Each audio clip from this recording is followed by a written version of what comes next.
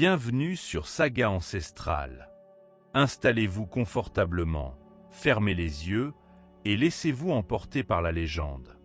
Si cette histoire apaise votre esprit, n'hésitez pas à vous abonner et à laisser un like.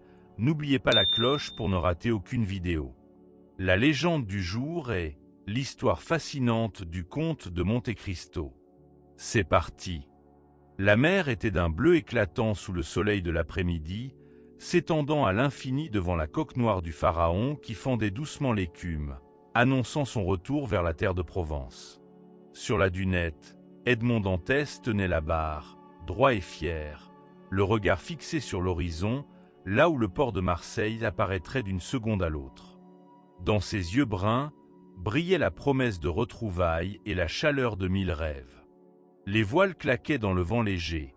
Derrière lui, un équipage las mais heureux œuvrait à accoster le navire, chacun pressé de retrouver la terre ferme, la famille, les rires des tavernes, la voix des femmes et l'odeur du feu de bois. Les jetées du port de Marseille se découpaient peu à peu, çà et là tremblaient les arêtes blanches d'un mât, le carré sombre d'un entrepôt, et, déjà, le brouhaha humain parvenait aux oreilles affûtées d'Edmond. Il aperçut les hommes qui couraient vers le quai, enfants et vieilles femmes, marchands, estafiers, tous désireux de voir ce grand voilier rentrer en bon ordre, symbole du commerce et de la vie. Le cœur d'Edmond battait plus fort. Bientôt, il reverrait son père, ses traits marqués par les ans, mais illuminés d'une fierté souriante. Surtout, il reverrait Mercédès, la belle fille aux yeux noirs, celle qui avait attendu son retour sur la grève, qui surveillait depuis des jours la mer, redoutant le moindre orage, la moindre rumeur de naufrage. Dans quelques heures, il serait pressé contre elle, sentirait sa main dans la sienne, sa bouche effleurant sa joue, là où le souvenir du sel ferait naître un frisson. Un vieil homme, vêtu d'un gilet usé, s'approcha d'un pas prudent. C'était le père de Dantès. L'ingénieur Caderousse, debout près de la barrière, agitait son béret. À l'écart, l'intendant Danglars notait en silence quelques chiffres sur un carnet, les doigts tachés d'encre. L'équipage s'activait, jetait les cordes aux hommes du quai, traversait la passerelle installée à la hâte, saluait Marseille d'une voix rauque. Les premières odeurs du rivage, mélange tiède de poissons, d'épices et de sueur humaine, montaient à l'assaut du navire. Edmond inspira à longs traits. Chaque sensation lui rappelait qu'il rentrait chez lui. Le capitaine Leclerc, qui aurait dû mener le pharaon à bon port, n'en verrait jamais la silhouette. Mort en mer, il avait confié la direction à Edmond quelques jours plus tôt, l'assurant du respect de chacun. L'armateur Morel accueillit la nouvelle de la perte de son capitaine avec tristesse. Mais il posa la main sur l'épaule d'Edmond, la serrant avec confiance, affirmant d'une voix ferme que le futur du pharaon était assuré par la vaillance du jeune homme. Sur le quai, la nouvelle bruissait, se transmettait de l'un à l'autre. Edmond Dantès, à 20 ans, serait bientôt capitaine, émergeant de la tempête, victorieux, exemplaire et digne de la plus belle des fiancées. Le soleil baissait doucement. Edmond descendit la passerelle, salua la foule d'un geste large, ses yeux cherchant celui, unique, de Mercédès parmi les regards attendris ou envieux. Elle était là, souple et brune, vêtue des couleurs de l'été, son châle à peine posé sur les épaules, la démarche à la fois hésitante et décidée d'une jeune femme dévorée d'émotion. À ses côtés, Fernand Mondego, cousin de Mercédès, dévorait la scène des yeux. Son visage sombre était un livre ouvert sur la frustration. Il aimait Mercédès d'un amour sans partage et la voyait, impuissant, accorder à Edmond toute la lumière de son sourire. Edmond enlaça Mercédès en silence, l'émotion poignante dans sa gorge. Il posa sa main sur sa joue, il eut la tendresse, la crainte et l'espoir mêlés. Incapable de parler d'abord, il la serra contre lui, respirant le parfum de la lavande de ses cheveux. Son père vint les rejoindre, sa canne martelant les dalles du quai. Edmond se détacha, les yeux brillants, et tomba dans les bras du vieil homme. Pendant un instant, tout sembla s'effacer autour de lui. Le retour, la terre, les rumeurs du port, la jalousie des autres. Seul subsistait l'amour partagé, secret et sacré, entre le fils, le père et la fiancée. Mais derrière les embrassades, les regards se croisaient. Danglars, le comptable du navire, resté à distance, observait Edmond, la mâchoire serrée. Il n'aimait pas ce jeune homme à qui tout semblait sourire, ce fils d'un pauvre employé, sans fortune ni titre, appelé à gouverner le pharaon. Lui-même, plus âgé, plus cultivé pourtant de son propre aveu, devait obéir. Danglars percevait la gentillesse d'Edmond comme une ironie et ses compétences comme une offense. « Tu vois, Dantès passe devant tous », soupira Danglars auprès de Caderousse, qui s'approcha de lui d'un pas mal assuré, déjà attiré par la perspective de boire quelques verres à la santé du jeune capitaine. Caderousse était un voisin du père Dantès, homme sans malice, porté sur la boisson, habile pourtant à glisser quelques mots venimeux lorsqu'on le bousculait dans ses intérêts. Il ricana en suivant le regard de Danglars. « Il a la chance avec lui, ce garçon-là, glissa-t-il, tout ce qu'il touche se change en or. Capitaine, à 20 ans. Une fiancée comme Mercédès. Ah, si le destin était aussi généreux avec moi. » Danglars écouta sans répondre, mais l'idée germait, obscure, de détourner un peu de cette chance insolente en sa faveur. Il observa Fernand, qui s'approcha prudemment de Mercédès, profitant que Dantès échange quelques mots avec son père. Fernand avait grandi à côté de Mercédès, il connaissait chacun de ses pas, la couleur de ses robes, la douceur de sa voix. Mais elle ne le voyait que comme un frère. Lui, il brûlait d'une flamme secrète et stérile, condamné à jalouser Edmond, ce jeune homme solide, souriant, promis à la félicité.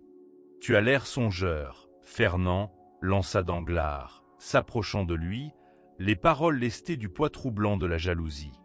Fernand détourna les yeux, comme s'il craignait qu'on lise dans son cœur. « Je pense au bonheur d'Edmond, » murmura-t-il. « Il a tout pour lui. Il n'a même pas besoin de lutter. C'est comme si la mer elle-même lui obéissait. » Danglars, satisfait, pencha la tête en avant. Il voyait la graine de l'envie lever lentement au fond des cœurs. Certains sont ainsi, Fernand, la chance les poursuit dans tous les ports. Mais la mer est parfois capricieuse. Qui sait ce que le prochain voyage lui réserve? Fernand n'osa pas répondre. Il jeta un dernier regard à Mercédès, qui riait auprès d'Edmond et du père Dantès. Ce n'était pas le moment de se dresser à découvert contre le bonheur du jeune homme. La jalousie devait fermenter, se nourrir des regards, des frustrations, de la fatigue d'un retour sans héros. Edmond, tout à sa joie, ne voyait rien de ces manigances. Il guida son père à travers la foule, la main dans celle de Mercédès, sentant le bonheur pur couler dans ses veines comme un vin frais. Il embrassa son père sur le front et lui demanda des nouvelles de la petite maison, du jardin, de la vigne plantée avant son départ. Partout, il respirait la douceur de Marseille, la promesse d'une vie simple et fière. Le repas du soir fut donné sous un figuier, dans le petit jardin blanchi par la poussière.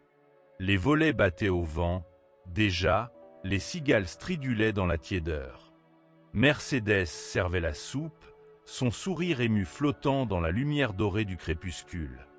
Edmond, debout près de la table, écoutait son père raconter les nouvelles du quartier, les commérages, les histoires de pêche, les fortunes de voisins. Il imaginait le bonheur à venir, la maison fleurie, la famille retrouvée, une place de capitaine, solide, enviable, et, bientôt, un mariage simple, entouré d'amis et de parents. Rien ne semblait pouvoir lui résister. Morel, l'armateur, lui avait annoncé officiellement, devant tout l'équipage, qu'il le nommait capitaine du Pharaon. Les acclamations avaient retenti, les marins lui avaient serré la main, chacun certain que la chance de Dantès rejaillirait sur la prospérité du navire et des hommes. Mercédès avait pleuré de joie, gardant longuement la main d'Edmond dans la sienne. Elle rêvait à voix haute du foyer qu'il formerait, des enfants qui couraient dans les couloirs, des années à venir baignées de tendresse et de lumière. Seuls dans l'ombre, Danglars et Caderousse, errant d'auberge en taverne, discutaient à mi-voix, partageant le vin âpre de l'envie.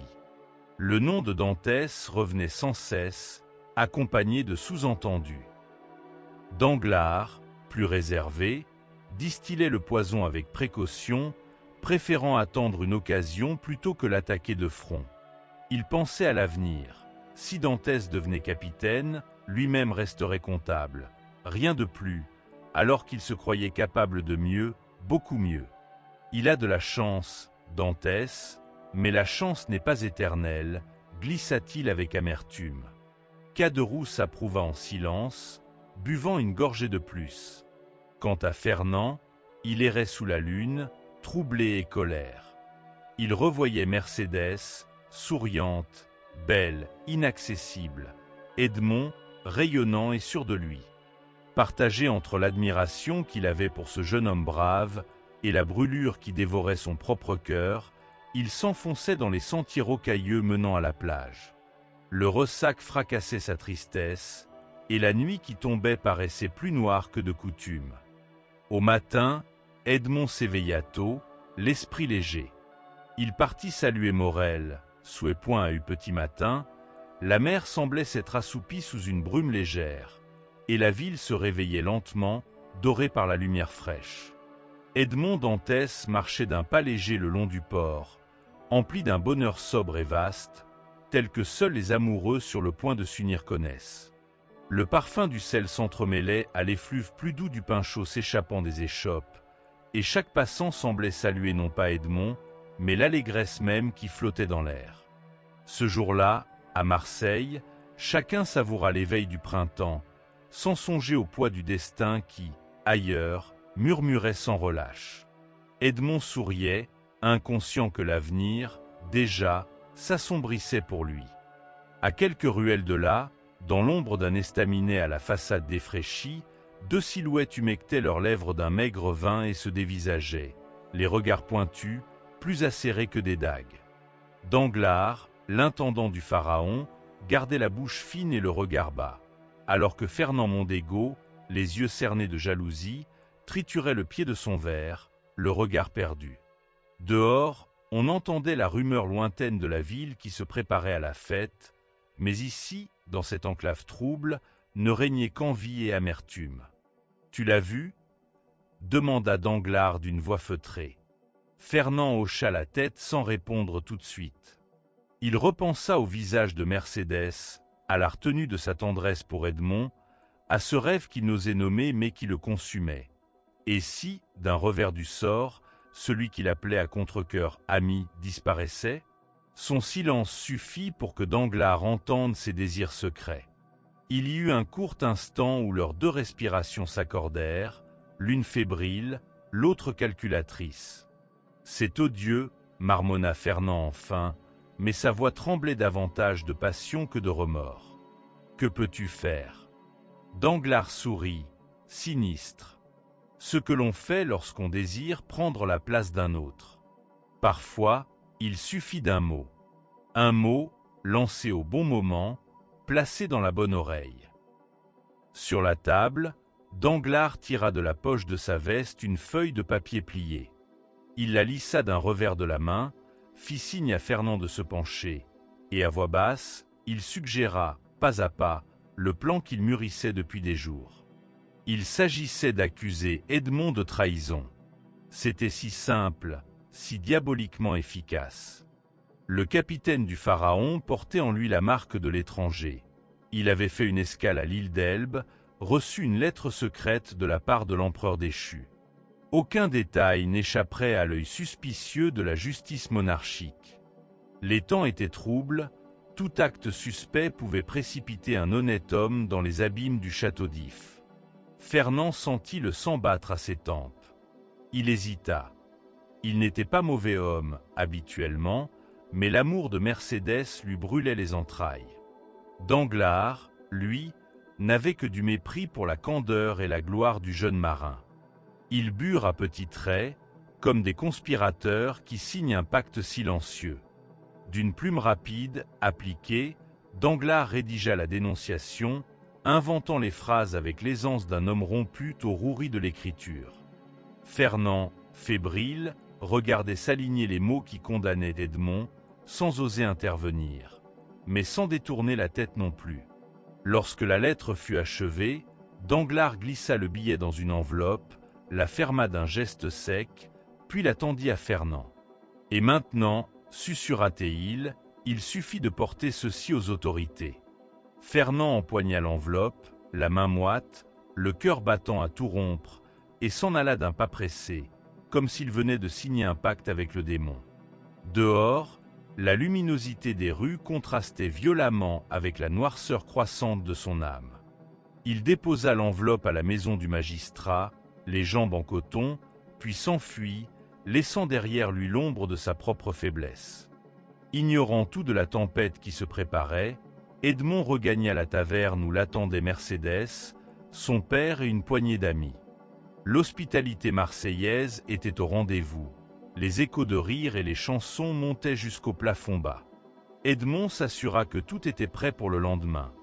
La cérémonie, les tenues, la fête au soleil, avec la mer pour témoin.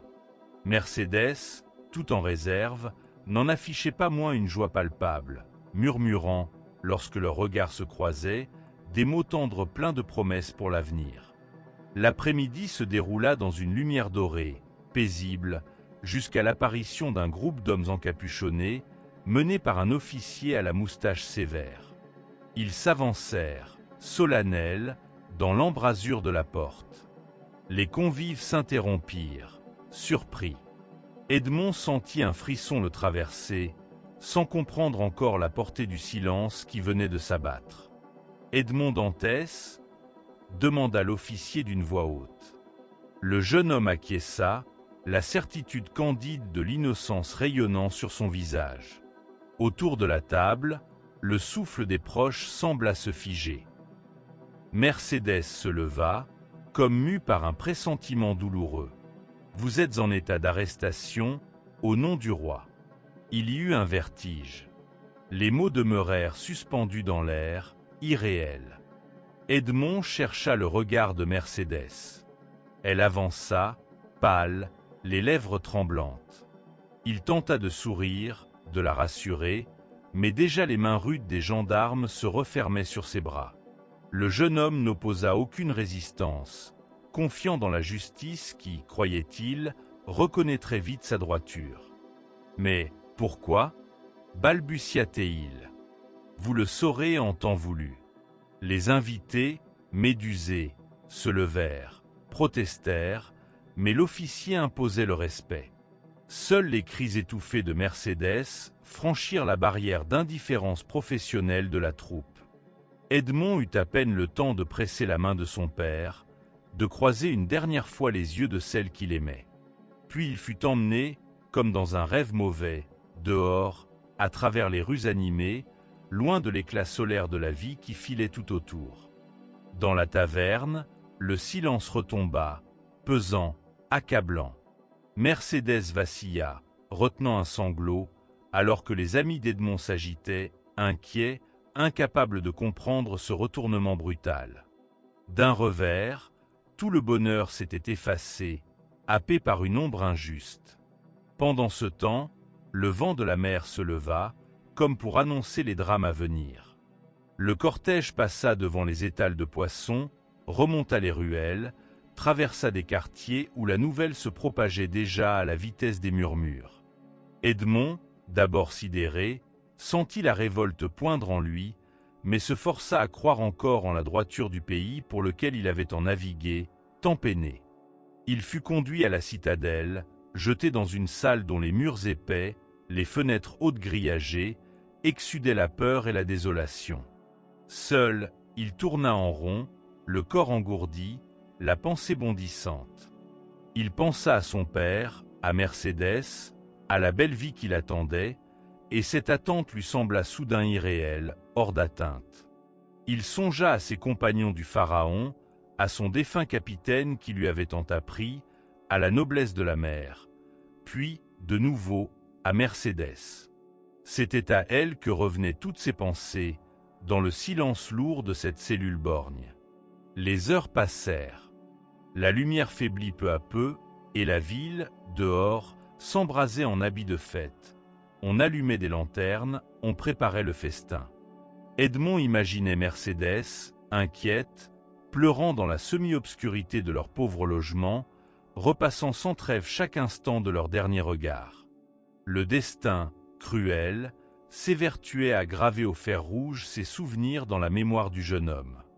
Au même moment, Danglars et Fernand, séparément, traversaient la nuit de la ville, la posture basse, l'esprit cisaillé par la tension.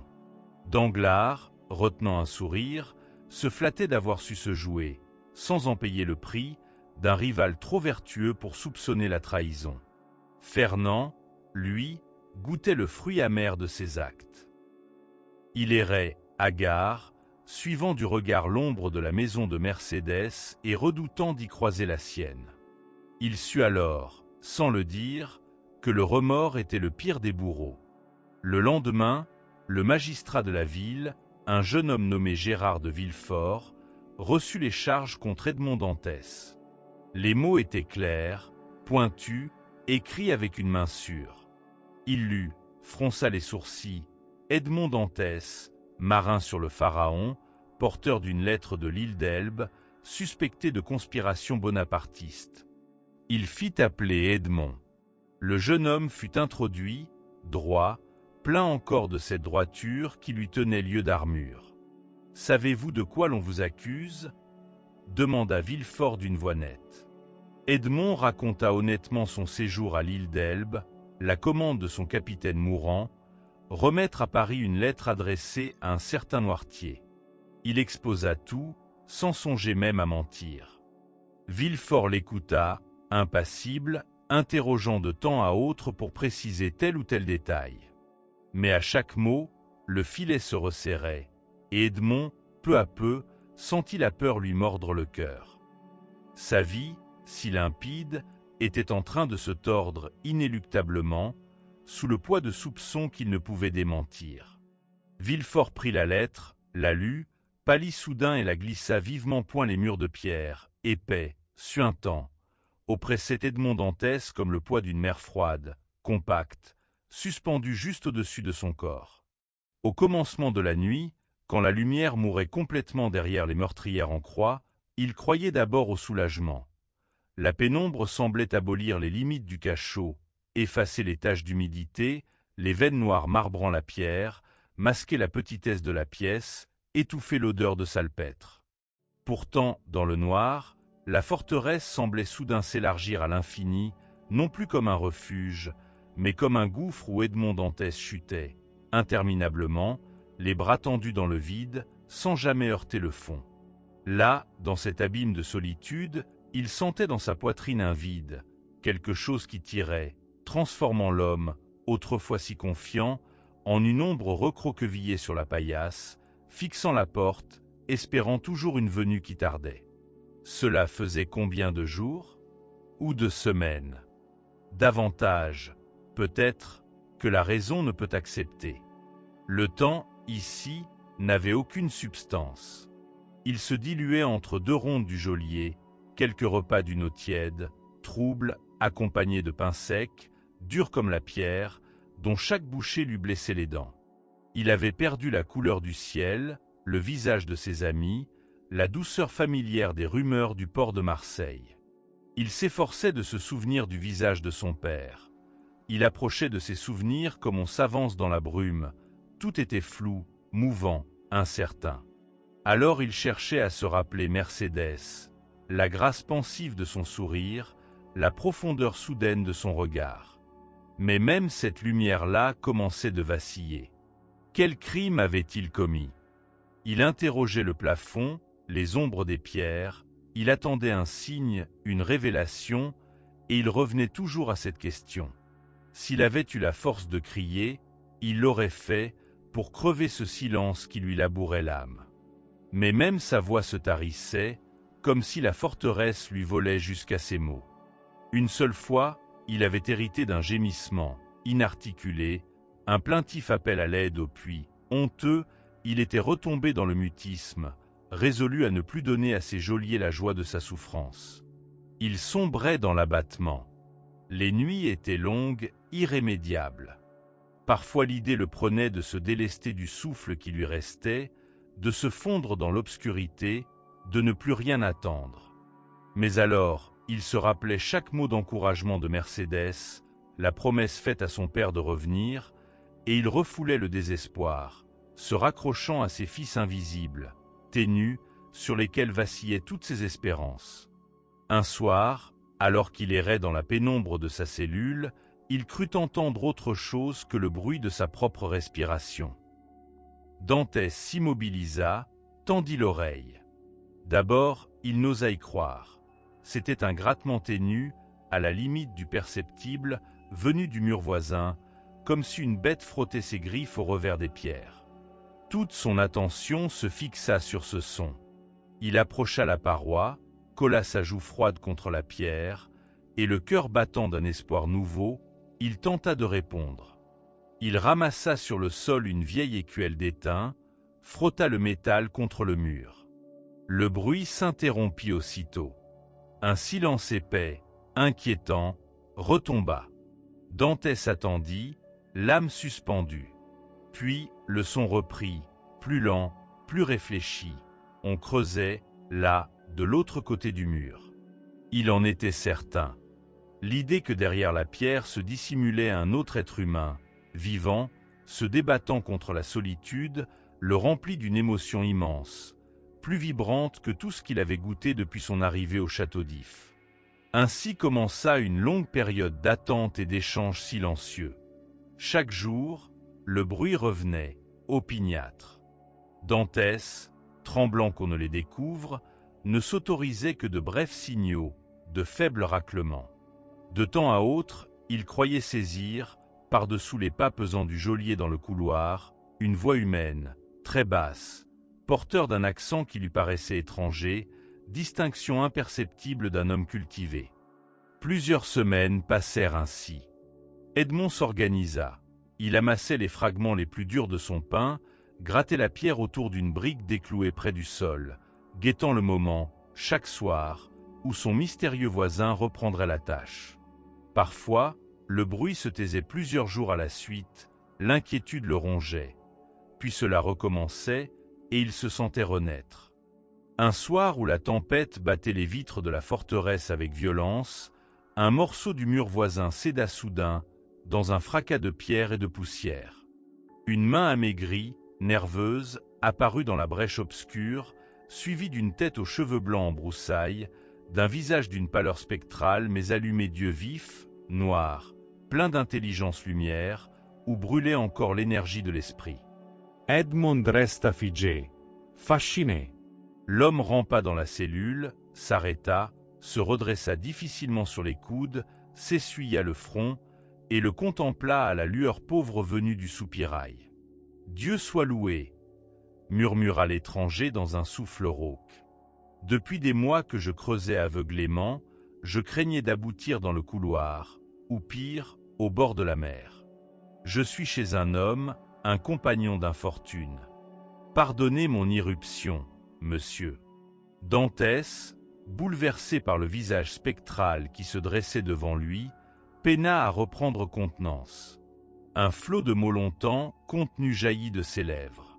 « Mon Dieu, vous êtes donc vivant. Qui êtes-vous? Depuis combien de temps? Comment avez-vous pu ?» L'étranger sourit, un sourire à la fois triste et malicieux, qui lui rajeunit le visage d'un instant. Il inclina la tête. « On m'appelle l'abbé Faria. Je suis italien, originaire de Rome. Je croupis ici depuis 11 ans, je crois, ou 12. Il m'est difficile d'en être certain. Mais dites-moi, et vous, qui êtes-vous » À ce mot, Edmond sentit une émotion remonter comme une vague dans sa poitrine et buta contre la simplicité de sa réponse. « Je m'appelle Edmond Dantès. J'étais marin à Marseille. On m'a jeté ici sans jugement, sans motif. » Il balbutia, empêtré dans la fièvre de ses souvenirs.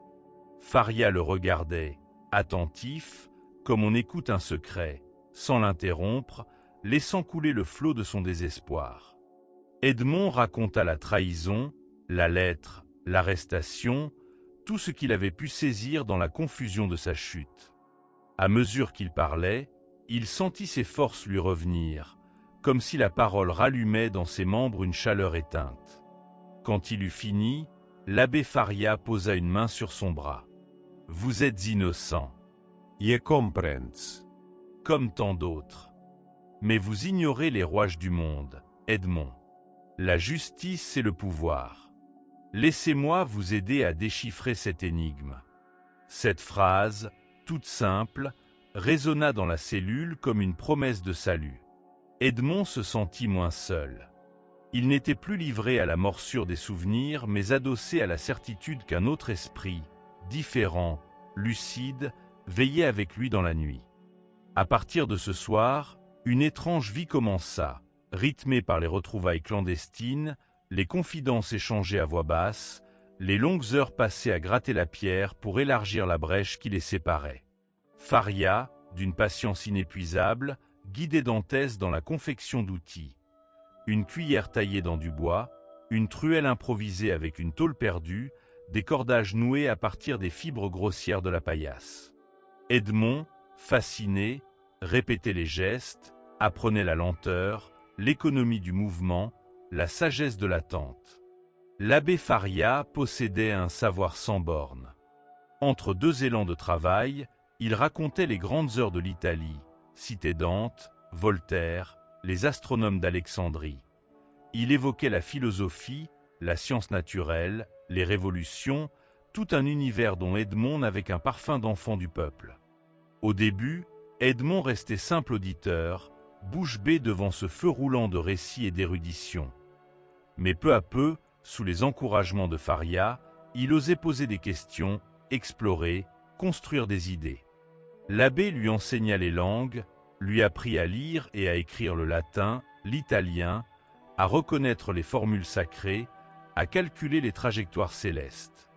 Il lui fit comprendre la politique, les alliances secrètes nouées dans l'ombre, la duplicité des hommes investis de pouvoir. Il lui révéla la trame dévorante du monde, les passions troubles, la fragilité de la fortune, la force du savoir. Les jours perdaient de leur acidité, le temps s'ajustait à la mesure intérieure d'un rythme nouveau. Parfois, Edmond oubliait qu'il se trouvait derrière des barreaux. Sa cellule n'était plus qu'un point de départ, un promontoire depuis lequel il contemplait un univers agrandi, constellé de promesses d'aventure, d'idées, de questions. La forteresse perdait ses arêtes dures, le froid se muait en tiédeur discrète, traversée de résonances étranges. Le rire discret de Faria, le murmure de la mer, la pulsation de la vie inconnue au dehors. Cependant, la santé de Faria, déjà chancelante lors de leur première rencontre, se dégradait par degrés insensibles. Parfois, le vieil homme s'immobilisait, les yeux clos, sa main crispée sur sa poitrine. Des sueurs froides mouillaient son front. Edmond, effrayé, le veillait, le tirait de sa torpeur, l'aidait à boire, à se relever.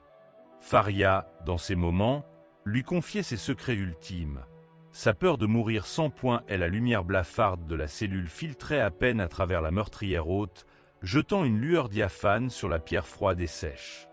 Cela faisait déjà plusieurs mois qu'Edmond Dantès partageait son cachot avec l'abbé Faria, vieux prêtre à la démarche fragile mais à l'esprit bouillonnant d'une jeunesse insatiable. Les jours s'écoulaient, entrecoupés seulement par la venue du geôlier et le bruissement régulier de la mer battant au loin les murs de la citadelle. Peu à peu, la routine de la captivité avait laissé place à une profonde complicité, née du hasard des souffrances partagées et d'une étrange ressemblance de destin que l'abbé n'avait, au début, pas entièrement révélée. Un soir où la nuit semblait plus lourde que d'habitude, Dantès, couché sur sa paillasse, perçut un tumulte dans la respiration de l'abbé. L'homme remuait silencieusement, ses doigts maigres dessinant dans l'air des courbes de pensées invisibles. Edmond s'approcha, pressentant la survenue d'une révélation. « Edmond, commença l'abbé, sa voix chevrotante résonnant pourtant avec une autorité tranquille, il est temps de te dévoiler quelque chose d'essentiel. Tu as longtemps cru à ta malchance, à une fatalité aveugle te privant brusquement du bonheur. Mais il n'est rien que l'œuvre d'homme, dont la cruauté s'est mêlée à la couardise. Dantès tressaillit. Jusqu'alors, dans l'absence totale d'explication à son incarcération, il n'avait cessé d'interroger la fatalité, malheureux pion joueur d'un destin qu'il pensait absurde et insensé. Les rares certitudes qu'il avait, aujourd'hui, étaient celles des mots de Faria, qui, dans leur froide raison, avaient su autrefois l'arracher du gouffre de la folie. L'abbé poursuivit, piochant dans ses longues années d'isolement le fruit d'observations patientes. Il fit remonter à la mémoire d'Edmond le souvenir du matin de son arrestation, de la lettre remise par le capitaine Leclerc, de l'accusation survenue de façon soudaine. Il l'interrogea, l'incita à reconstituer le moindre détail. Les discours tenus par Danglars, son second à bord du Pharaon, la mine sombre pourtant faussement compatissante de Fernand, le fiancé et conduit de Mercédès, et la froide impartialité de Villefort, dont le nom revenait sans cesse avec la lettre fatale. « Vois-tu, Edmond, expliqua-t-il d'une voix plus grave, il n'est pas de crime parfait. Il est toujours, quelque part, un grain de vérité qui échappe à ses auteurs et trahit leur intention véritable. Danglars, jaloux de ta place promise, a vu dans tes succès une humiliation. Fernand, brûlant d'amour pour ta fiancée, n'a supporté ni ton bonheur ni le sien. Villefort, enfin, aveuglé par la peur pour sa propre carrière, a préféré te sacrifier que d'assumer la faute de son père. Le froid que Dantès sentit alors dans ses veines n'était pas celui du vent glacial parcourant la geôle. C'était le frisson du doute anéanti soudain par l'évidence.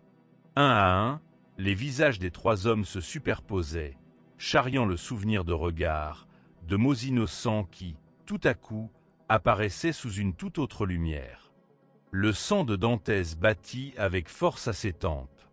Il voulut crier, s'effondrer, demander des preuves, puis retomba en lui-même, ruisselant de colère contenue.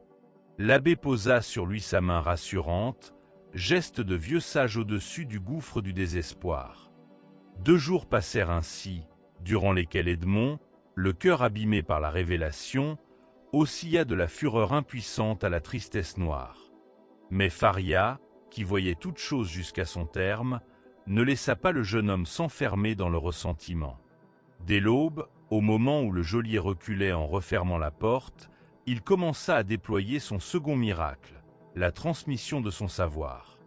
Assis sur le sol, une pierre plate servant de table et quelques charbons prélevés sur le poêle pour toute écriture, Faria s'attela à instruire Dantès dans les sciences. Avec patience, il lui enseigna les nombres, la géométrie, les étranges lois qui, même inobservées, président à la chute d'une pierre ou à la montée d'une étoile dans le ciel. Parfois, la lumière d'un rayon hésitant suffisait pour éclairer un dessin, un schéma épuré traçant les cercles des planètes ou la structure idéale d'un triangle. Tout, dans la nature, poursuit un ordre, même là où tu ne reconnais que chaos et violence. L'intelligence, c'est s'efforcer de voir derrière les apparences les lois qui relient les éléments entre eux. Dantès buvait les paroles du prêtre. Il se découvrait lui-même, retrouvant la souplesse d'esprit qu'il craignait d'avoir perdue. Les heures consacrées aux mathématiques laissaient soudain place à l'étude des langues. Faria, polyglotte accompli, l'initia d'abord au latin, la langue des savants, puis l'accompagna, phrase à phrase, dans la découverte de l'italien, de l'anglais, de l'allemand. Par jeu, il lui fit mémoriser la prononciation des mots, reconnaissant les racines communes, les inflexions de sens. Entre eux s'échangeaient des proverbes, des lignes de poésie, des bribes de conversation reconstituées qui peuplaient leur nuit d'une vie nouvelle. Un matin, alors que Dantès surmontait la complexité d'un poème de Dante, l'abbé sursauta et rit doucement. « Vois-tu, Edmond, à défaut d'avoir l'éternité, il nous reste la mémoire. Apprendre, c'est déposer dans l'avenir une semence de liberté. » Puis vinrent les dialogues sur la philosophie. Faria, rompu à la logique des anciens, guidait le jeune homme dans les méandres de la pensée, non pas comme un dogme, mais comme un jardin où l'esprit devait circuler librement.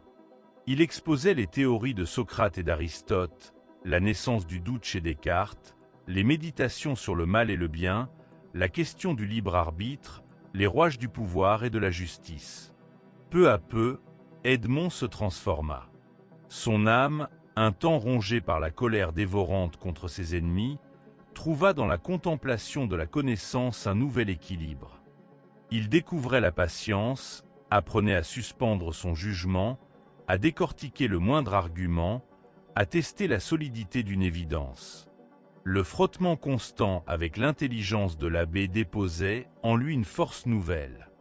La nuit, allongé, il reconstituait intérieurement, phrase par phrase, chapitre par chapitre, les enseignements reçus dans la journée. Ses pensées couraient du grec ancien aux fièvres du calcul, des vers latins à la jeunesse du monde, du souvenir amer de Marseille aux énigmes qui planent sur l'âme humaine. Entre eux, la solitude de la prison s'adoucissait, jusqu'à sembler un laboratoire secret où se forgerait la volonté d'un homme nouveau. Mais les années passaient. Faria, vieilli, son visage sillonné de rides profondes, sentit s'approcher l'heure de sa dernière leçon. Un soir d'hiver, alors que la froidure entrait plus résolument dans la cellule, le vieux prêtre tomba à genoux, la respiration sifflante. Edmond se précipita pour le soutenir. De ses doigts tremblants, il chercha à l'étendre sur la paillasse. Le visage de l'abbé était ravagé par la douleur, mais il gardait dans ses yeux une lumière décidée. « Edmond, il n'est plus de temps. » Le jeune homme, bouleversé, s'accroupit près de lui, tentant de le réchauffer de ses bras. L'abbé haleta, puis, d'une voix étrangement vive, s'accrocha à sa manche. « Écoute-moi, Edmond. Je dois te transmettre un dernier secret, peut-être le plus grand. Tu sais tout de mes projets d'évasion, de mes ouvrages, de mes écrits. Mais il est, ailleurs dans le monde, une promesse de liberté infinie sur laquelle j'ai veillé toute ma vie. » Dantès, retenant son souffle, écoutait avec toute l'attention désespérée dont il était capable. Il existe, non loin d'ici, une île sauvage, nommée Monte Cristo. Jadis, lors de mes voyages en Italie, j'ai été mis au courant de l'existence d'un fabuleux trésor dissimulé dans une grotte à flanc de roche, sous le signe d'opérations ésotériques léguées par la famille Spada. Il chercha au fond de sa tunique un petit feuillet recouvert de chiffres, de signes indéchiffrables pour qui n'avait pas reçu la clé. « Prends ce papier, Edmond. Il contient le secret que mes geôliers n'ont pas su deviner, que personne dans ce château n'a jamais volé à mon insomnie. Si par bonheur tu sors d'ici, promets-moi de ne jamais le dédier qu'au triomphe du malheur sur l'injustice. » Dantès, abasourdi, serra la main du mourant, touché par la confiance désespérée du vieil homme. Faria, alors, dans un dernier sursaut, murmura une prière latine, signe d'un passé aboli, mais auquel il offrait son dernier regard. Edmond sentit soudain que la voix du prêtre faiblissait définitivement, et bientôt, la main maigre retomba avec la légèreté du sommeil. Edmond, penché sur lui, constata l'évidence tragique. Il resta un long moment au bord de la mort, incapable de pleurer, repassant dans son esprit la succession des événements. L'injustice de sa jeunesse brisée, l'enseignement patiemment transmis, la découverte de la vérité sur ses ennemis, et ce legs inattendu, troublant, plus précieux que tout l'or du monde. Il relut le feuillet laissé par Faria, apprenant par cœur le moindre signe, mémorisant chaque instruction, chaque coordonnée, chaque indication cryptée. L'enseignement de l'abbé, ce mélange d'humanité, de science et de sagesse, enserrait à présent sa mémoire d'un fil aussi solide qu'invisible. Il savait, quelque part sur la mer, qu'un avenir l'attendait. Mais il aurait, pour le mériter, à se transformer, acharné à la discipline que la prison et un vieillard mourant lui avaient inculquée. Seul désormais, Dantès sentit s'élever en lui un vent, un soupe-point le silence, alourdi par la mort de l'abbé Faria, enveloppait les murs souterrains du château d'If d'un manteau funèbre et froid. Pour la première fois, Edmond Dantès n'entendait plus la voix sage qui, pendant des années, l'avait guidé, éclairé, réveillé à la vie et à l'espoir. L'absence tressaillait dans chaque fissure des pierres, mais la profonde douleur fut bientôt supplantée par l'effervescence d'un autre sentiment. La liberté se glissait entre les ombres, conditionnelle, audacieuse, fragile, mais possible. Tâchant de contenir le martèlement sourd de son cœur, Dantès se glissa dans la couche de Faria, épousant parfaitement la rigueur posthume de son corps. Il n'était plus qu'une silhouette inerte, ficelée dans la toile grossière que les geôliers utilisaient pour emmener les morts.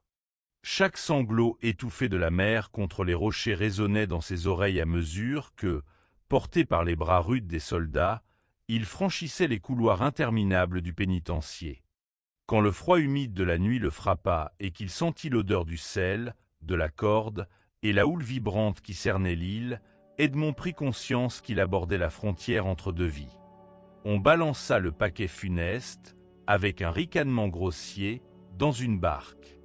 Les rames crissèrent, lucides dans sa toile, Dantès perçut chaque balancement, chaque geste.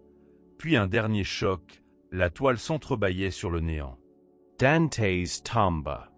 L'eau s'ouvrit avec une brutalité glaciale. Elle le gifla, le berça, aspirant la toile vers le fond. Étranglé par la panique, il lutta pour défaire le nœud complexe, celui-là même que Faria lui avait décrit, en imaginant la scène dans leur nuit de confidence. Il tira, suant, luttant contre le vertige des abysses qui menaçaient de l'engloutir. Enfin, la toile cédant, il fendit la surface obscure, happa l'air, et malgré la fatigue, nagea vers les rochers, guidé par le faible éclat de la lune. La mer était sa délivrance, froide, puissante. Elle le brassa contre les cailloux, comme pour tester la valeur de son hôte, puis, vaincu, le laissa ramper sur la rive, transi mais libre. Durant ce répit, Edmond s'effondra contre un rocher, haletant, ses chairs meurtries, ses mains écorchées, mais son âme ivre de ce souffle nouveau qui gonflait sa poitrine.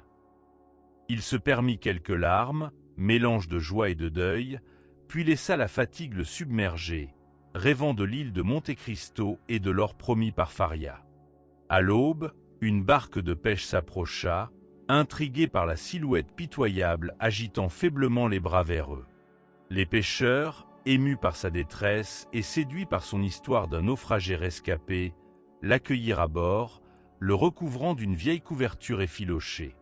Dantès, animé d'un instinct nouveau, sentit le poids de toutes ces années d'injustice se muer en résolution. Il se reposa quelques jours, conservant l'anonymat et se mêlant avec prudence au petit village de pêcheurs. Le nom d'Edmond Dantès resta enfoui dans les ténèbres d'If. Il était désormais un naufragé sans passé, dont le regard sombre, chargé de questions, inspirait le respect silencieux. À la première occasion, Dantès loua un vieux canot prétextant une pêche aux gros poissons, et, dès que la brume enveloppa la côte, il mit le cap sur l'île mystérieuse dont Faria lui avait révélé le secret. Le trajet, long et harassant, lui sembla pourtant fugace tant que l'espoir brûlait en lui. La silhouette de roche de Monte Cristo surgit enfin à l'horizon, majestueuse, menaçante et magnétique. À chaque coup de rame, le cœur d'Edmond battait plus fort. Il savait que sa vie basculerait sur ce rivage oublié du monde. Il fut saisi d'un vertige presque sacré en posant pied sur l'île, comme si, d'un instant à l'autre, la Providence allait surgir entre les rochers pour déjouer ce destin inouï. C'était ici que Faria lui avait décrit, nuit après nuit, la caverne oubliée, la pierre marquée d'une croix, la source claire où, autrefois, les princes corsaires venaient s'abreuver.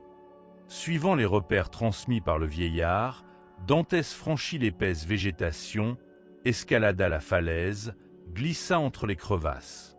Le vent salé mordait sa peau, la terre meuble cédait sous ses doigts. Au bout d'une angoissante exploration, il tomba sur ce signe discret, une ancienne encoche dans la roche. Il creusa, tailla dans la pierre jusqu'à la nuit, chaque pelletée nourrissant son espoir. Enfin, la bêche heurta un métal. L'écho du miracle se répercuta entre les parois. Il découvrit la première caisse, cerclée de fer, puis une autre, et encore une, rangée dans leur tombeau séculaire. Les pieds saignants, les bras tremblants, Dantès ouvrit le premier coffre. Les reflets d'or et d'argent tourbillonnèrent sur les parois, enivrants, irréels. Pièces de monnaie, joyaux en pagaille, couronnes d'arabesques ciselées, diamants étincelants piqués de feu bleu, calices, orfèvreries. Tout un monde de richesses arraché à l'oubli. Une fortune invraisemblable, fruit de 1000 rêves, arrachait Edmond à la misère, à l'humiliation, au cauchemar des geôles. Il plongea les mains dans ce trésor, pleura, rit, haleta, remercia l'abbé dans un souffle. Les jours suivants, Dantès organisa prudemment le transport de cette immense richesse. Il n'était plus le marin crédule, aveuglé par l'honneur, mais un homme que la souffrance, le savoir et le secret avaient trempé dans un acier nouveau. Il fit passer les caisses sous la roche, les dissimula, puis, grâce à des levées de fonds diverses, s'empara successivement de navires, de vêtements, de papiers, de noms. Il ne fut plus qu'Edmond Dantès. Il composa des identités comme un musicien façonne un thème. Ici, en France, il était un marchand italien discret. Ailleurs, à Livourne ou à Rome, il négociait en homme d'affaires cosmopolite, amassant des alliés, des secrets, du pouvoir. À chaque étape de cette mue, Dantès sentait la présence de Faria, comme un souffle qui guidait ses gestes et ses choix. Il apprit l'art de la diplomatie, s'accoutuma au silence prudent des puissants, déchiffra la duplicité dans chaque regard. Il consulta les meilleurs tailleurs de Paris, s'instruisit sur les coutumes, les faiblesses, les désirs des hommes. Nul ne le connaissait vraiment, mais tous, bientôt, auraient envie de le connaître. L'homme renaissait, il soigna son corps, sculpta son apparence. Il ne portait plus le deuil du prisonnier, mais le masque énigmatique d'un prince oriental. Il cultivait la maîtrise de soi, le mystère, la distance. Chaque geste, chaque regard était pesé, travaillé, raffiné jusque dans la plus légère inclinaison de la tête. Bientôt, son nom nouveau voyagea sur toutes les lèvres comme une énigme, promesse de fortune ou de disgrâce. Le comte de Monte Cristo. À Paris, il fit une entrée foudroyante. Vêtu d'habits d'un noir raffiné, de broderies subtiles, auréolé d'une froideur vibrante, il arriva dans la capitale par de subtils relais, accompagné de serviteurs exotiques, demeurant dans un hôtel particulier somptueux tout en gardant la discrétion d'un chef d'État. Les rumeurs allèrent bon train, millionnaire mystérieux, aventurier prodigue, diplomate aux appuis inconnus, magicien des marchés financiers. Les banquiers frémissaient à sa venue, les aristocrates jalousaient sa liberté, les hommes de pouvoir tentaient de sonder son regard. Mais Edmond Dantès, devenu Monte Cristo, observa, patient, la faune de ce Paris corrompu et brillant. Il progressait sans hâte, tissait ses alliances, relevait, dans les bals et les salons, les traces de ceux qui, autrefois, avaient détruit sa vie. À chaque sourire d'un procureur, à chaque toast d'un banquier, à chaque révérence d'un aristocrate, il reconnaissait la duplicité derrière le faste. Mais il n'était plus l'homme pressé de justice. Il attendait, bâtissait patiemment sa toile, insoupçonné. Ses jours étaient réglés avec l'exactitude d'un horloger suisse. Il se levait avant l'aube, méditait longuement, puis donnait audience à ses gens, écrivait des lettres secrètes, commandait à des agents, des banquiers, des hommes de loi. Il visitait les marchés, les hôtels, les tribunaux, mais nul ne le vit jamais désemparé, distrait ou livré à une émotion. Son regard, profond et impassible, semblait lire sous la chair les passions et les regrets. Sa force résidait dans l'imprévisibilité, dans la maîtrise totale de ses impulsions. Celui qu'on voyait traverser les rues de Paris, auréolé de gloire, n'était plus le jeune homme impulsif d'autrefois. Parfois, la nuit, Monte Cristo errait seul dans ses appartements, hanté par le souvenir d'une voix éteinte ou par le visage de son père, de Mercédès, de ceux qui avaient aimé et perdu Dantès. L'animosité s'était muée en un feu froid. La vengeance n'était ni un instinct, ni une rage, mais un devoir, une mission. Le monde était devenu un immense échiquier où il avançait, pièce à pièce, choisissant ses alliés, séduisant les puissants, effrayant les cupides, éveillant la fascination et la peur. Monte Cristo s'entoura bientôt d'un cercle d'hommes dévoués, la plupart sauvés, enrichis ou invités mystérieusement à le suivre. Bertuccio, Jacopo, Haydée, tous émerveillés, tous loyaux, chacun mu par un secret que seul le comte connaissait. Il orchestrait avec une précision implacable leur destinée, jouant d'eux comme d'autant de notes dans une symphonie de revanche et de justice. Chacun tenait son rôle, espion, confident, protecteur, messager. Les dernières lueurs du jour glissaient sur Paris comme un souffle tiède, enveloppant les toits et les rues d'une lumière dorée. Les fiacres roulaient sur les pavés mouillés, des passants pressés longeaient les devantures lumineuses des bouquinistes, et sur la Seine, les barques lourdes filaient au rythme tranquille d'un autre temps. C'était le retour du printemps, ce moment où la ville revêt un air d'attente fébrile, et il semblait que, ce soir-là, le vent lui-même chuchotait les débuts d'une histoire nouvelle. Le comte de Monte Cristo arriva au cœur de la ville dans une élégante voiture attelée, encadrée de 2 domestiques dont la prestance et le costume somptueux dénotaient la richesse inouïe de leur maître. Personne ne s'étonna de voir ce convoi s'arrêter devant un hôtel particulier nouvellement restauré, au coin de la rue du Helder.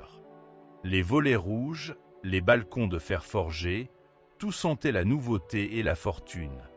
Les voisins, d'un œil curieux, observaient le balai discret des porteurs hissant les malles, les caisses et les tapis précieux jusque dans le grand vestibule, dont la porte s'était ouverte à la volée pour recevoir son illustre propriétaire.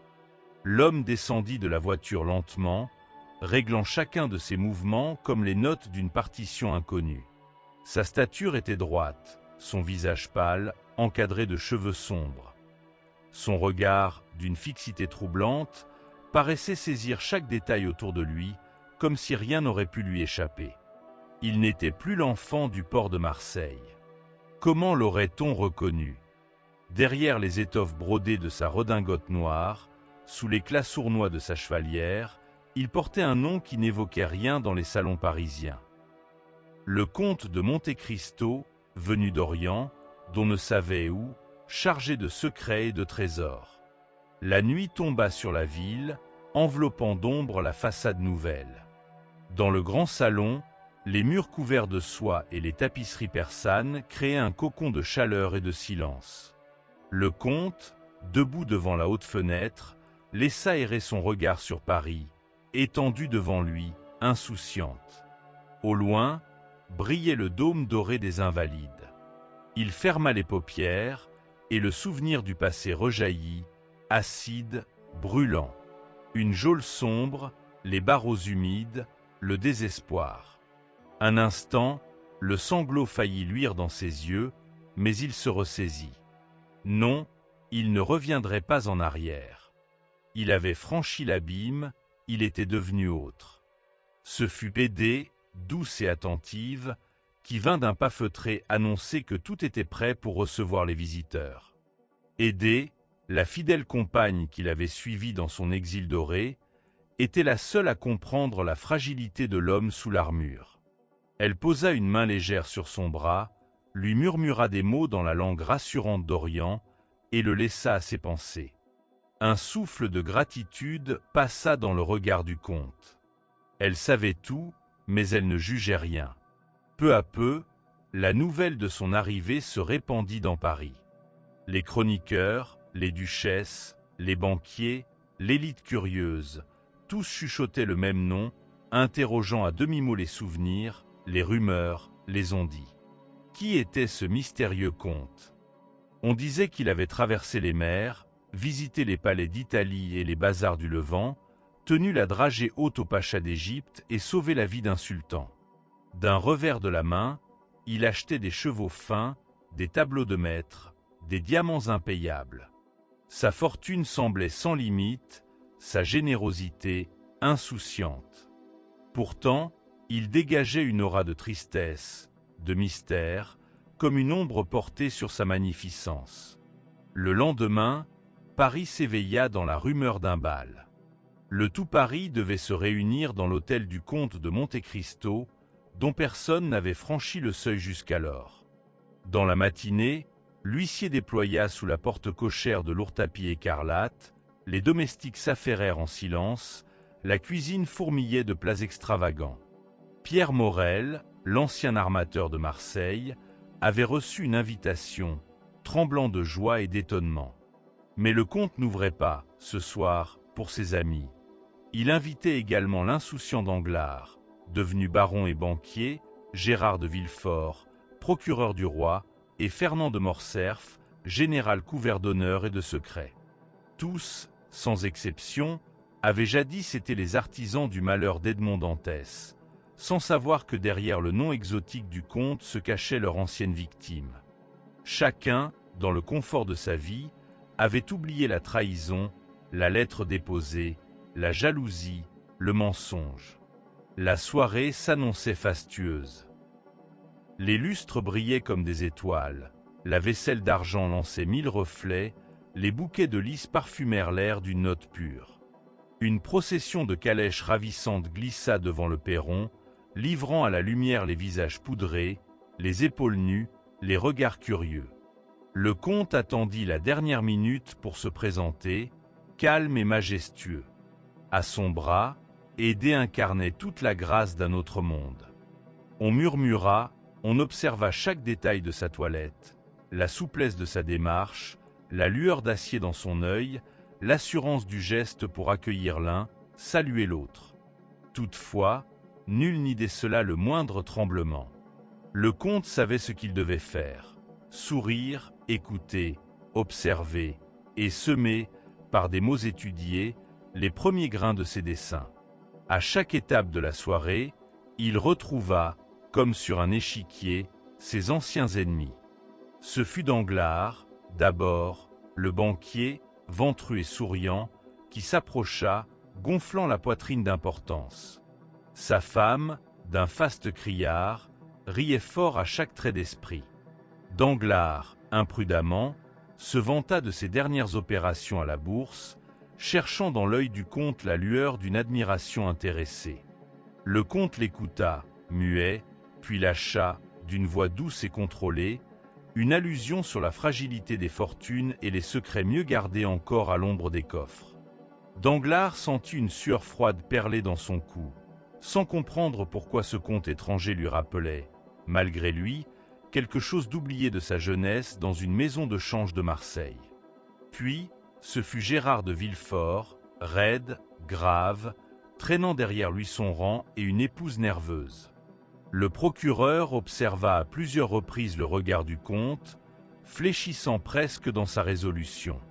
Leurs mains se rencontrèrent une seconde, et Villefort fut frappé par la froideur de cette poigne, la rigueur sévère du visage. Ils échangèrent quelques propos. « Justice, » prononça le comte sur un ton neutre, « est la vertu suprême de tout homme de pouvoir. » Villefort crut entendre, dans le timbre mûri de l'étranger, l'écho des ombres de la prison, les prières des misérables. Une angoisse sourde traversa son âme. Il se détourna, confus, sans se douter que le destin le tenait déjà en joue. Enfin, Fernand de Morcerf, magnifique dans son uniforme, la tête haute, le port altier d'un homme comblé. Il fut accueilli par le comte avec une chaleur polie, presque amicale. Fernand, qui était sensible aux marques d'admiration, crut gagner un allié. « J'ai vu bien des champs de bataille, monsieur le comte, » déclara-t-il, « l'homme s'y façonne ou s'y brise. » Le comte répondit par une simple inclinaison de tête, le regardant, sous ses longs cils, comme on observe de loin une bête fauve. Fernand crut y lire du respect. Haydée, attentive, étouffa un frémissement de haine et de douleur. Au fil de la nuit, la société de Paris fut conquise. Le comte sut plaire aux dames, amuser les officiers, intriguait les bons pères de famille. Il posait des questions précises, savait solliciter les confidences, lisait entre les lignes. Par une attention calculée, il orienta la conversation vers les sujets les plus anodins. La politique, les mariages, les fortunes, la justice. Mais, sans relâche, chacune de ses paroles plantait une graine de doute, d'inquiétude ou d'espoir chez son interlocuteur. Il devina, au détour d'une phrase, les faiblesses de Danglars, les peurs de Villefort, les remords tapis chez Morcerf. Aucun d'eux ne reconnut l'ancien Edmond Dantès. Sa voix, sa prestance, sa fortune, tout avait changé. Le jeune marin candide avait disparu, remplacé par un seigneur de l'ombre, maître des apparences et des cœurs. Quand la fête s'acheva, il demeura seul dans le grand salon, les fenêtres entr'ouvertes sur la nuit frissonnante de Paris. Le silence retomba, troublé à peine par le bruit lointain des chevaux. Il contempla sa main, serrée sur la balustrade noire, puis leva les yeux vers la multitude de lumières dessinant la ville. Un sourire bref, glacé, trembla sur ses lèvres. Ici commençait l'œuvre pour laquelle il avait traversé la mer, affronté la haine, bravé le désespoir. Il se sentit libre, d'une liberté qui n'appartient qu'aux morts et aux vengeurs. Les années d'emprisonnement étaient loin, mais la souffrance coulait encore, vive, dans ses veines. Il avait appris à l'utiliser, à la distiller, à s'en nourrir. Le lendemain, le comte reçut, parmi des fleurs fraîches et les journaux du matin, les lettres de remerciement et d'admiration. Tous ceux qui comptaient dans la capitale s'étaient pressés chez lui, curieux de rouvrir les portes d'un Orient mystérieux. Les invitations affluaient, et déjà, dans les cercles, son nom circulait à voix basse. On lui prêtait d'être si riche qu'il aurait pu acheter le Louvre, si noble qu'il en remontrerait aux princes étrangers. Mais le comte ne se laissa pas griser par ses flatteries point dans le labyrinthe feutré des salons parisiens. L'argent glissait sans bruit, chuchotait en gestes feutrés l'illusion de puissance et la promesse de grandeur. Derrière chaque rideau de velours, chaque ride formée sur les nappes brodées, se tramait un jeu qui engageait des destins. Mais ce jeu avait désormais un meneur invisible, le comte de Monte Cristo. Alors que l'hiver effleurait la ville de ses doigts humides, Danglars cheminait chaque jour vers sa banque avec la certitude d'un homme que rien ne pourrait atteindre. Il fréquentait les bals et dîners d'un pas assuré, semant des mots d'esprit, des promesses, et, derrière les portes fermées de son cabinet, il fixait d'un œil triomphant les colonnes de chiffres qui semblaient danser sous sa plume.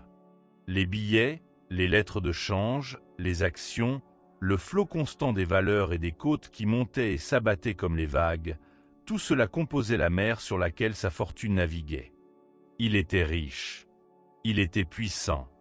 Il se croyait inattaquable. Pourtant, tapi derrière la porte de sa splendeur, l'ombre du comte attendait patiemment. Cela débuta par un bruit vague, un écho fuyant dans le brouhaha des nouvelles du matin. Un client important, dont la maison Danglars tenait en dépôt une somme considérable, retira soudainement ses fonds, évoquant des affaires à l'étranger. Un événement rare, mais n'éveillant en Danglars qu'un courroux passager. Il y voyait la marque de l'ingratitude, non la possibilité d'une menace plus profonde. Pourtant, les rumeurs, comme des filets jetés sous la surface de l'eau, ne tardèrent pas à se resserrer. Dans la lumière froide de son bureau, plongé dans le velours vert sombre de son siège, Danglars reçut la visite d'un agent de la maison Thomson & French, une puissante banque étrangère à la réputation de pierre de granit. Il fut question de spéculation sur le marché espagnol, de lettres de change, de prêts à court terme sur de l'or, de promesses de remboursement entrelacées dans une toile éblouissante de profits à venir. Danglars, flairant l'aubaine, se montra audacieux. Il signa à la va-vite des chèques de montants vertigineux, prêt à s'enrichir d'encore quelques millions. L'agent se retira dans un murmure, lui laissant dans les mains le poison lent de la vanité. Bientôt, les premières secousses ébranlèrent l'édifice. L'intervention du baron sur le marché espagnol attira un nuage d'incertitude sur ses propres placements. Des expéditions d'or promises tardèrent à arriver. Gonflés par la rumeur d'un retournement du marché étranger, les exigences de remboursement se firent plus pressantes. Une fièvre monta dans le cœur du quartier financier. Des clients retirèrent en hâte leurs dépôts, emportés par le souffle glacé du doute. Danglars, droit dans ses orgueils, minimisa ses premiers revers. Il s'en remit à ses contacts, à la certitude d'être irréprochable. Il harangua ses partenaires, rassura ses commis de la voix ferme d'un chef. Mais chaque matin, son courrier grossissait. Les lettres en provenance de maisons lointaines, d'Orient et d'Espagne, se faisaient menaçantes, sèches, exigeant paiement sous peine de poursuite. La nuit, seule dans la chambre tapissée d'indigo, Madame Danglars s'inquiétait de la pâleur croissante de son mari, de la sécheresse de sa voix et de son tempérament ombrageux. Un soir, les salons bruissaient du scandale de la ruine d'un grand nom. Danglars, attablé dans une lumière dorée, sentit la morsure du froid sur sa nuque. Un souffle lointain que devait être celui du malheur tout proche. On chuchotait, on murmurait, les sourires s'effaçaient à son approche, remplacés par des œillades méfiantes. Pourtant, il fanfaronnait, montrait un front d'airain, affirmant que tout était sous contrôle. Dans le secret de son bureau, Danglars découvrait soudain l'ampleur de la tempête. Les comptes, jusqu'ici cléments, montraient le fil rouge du désastre. À mesure qu'il tentait de colmater les brèches, l'eau montait, froide et implacable. Il parvint quelques jours à masquer les pertes, à emprunter pour rembourser, à promettre l'impossible pour différer l'inévitable, mais la rumeur s'obstinait, assiégeant sa porte, s'infiltrant dans chaque recoin de la ville. Voilà que, dans un nouvel accès d'urgence, un magistrat, flanqué de 2 policiers, pénétra dans le cabinet du banquier. L'ordre était sans appel. Payer immédiatement une créance colossale à la maison Thomson et French, sous peine de confiscation. Danglars tenta de gagner du temps, invoqua de faux délais, mais la voix du magistrat restait de marbre. Danglars, suffocant, reconnut sur les documents le nom du comte de Monte Cristo. Tout son être se figea. Ainsi, c'était lui. La main invisible, à la fois froide et implacable, qui, sans bruit, avait guidé la lame vers sa gorge. Il revit la silhouette du comte, l'éclat de son regard, la pointe glacée de son sourire. Il comprit. Ce fut alors la chute, inexorable. En une semaine, Danglars vit s'envoler tout ce qui avait composé sa vie d'homme important. Les créanciers, désormais regroupés en meute, exigeaient chaque matin le remboursement immédiat de sommes impossibles.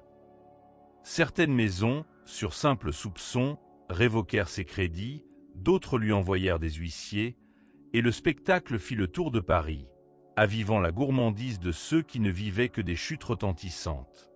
La fièvre s'empara de ses nuits. Il parcourait inlassablement son bureau, la bougie à peine entamée, se parlant à lui-même, ressassant mentalement chaque mouvement de cette machine infernale qu'il avait broyée. Il passa de la colère sourde à la peur panique, frappant ses commis de mots durs, reprochant à sa femme la légèreté de son train de vie, à sa fille la vacuité de ses amours. Exaspéré, Danglars tenta de puiser dans ses avoirs secrets, ses placements à l'étranger, sa fortune enfouie dans de lointains comptoirs. Mais, partout, la main du comte avait précédé ses démarches. Les agents envoyaient des réponses évasives, les amis se dérobaient, les complices détournaient les yeux. Au fil des jours, l'étau se resserra. L'argent, cette marée qu'il croyait inépuisable, se faisait aussi rare qu'un souffle d'air dans la fournaise.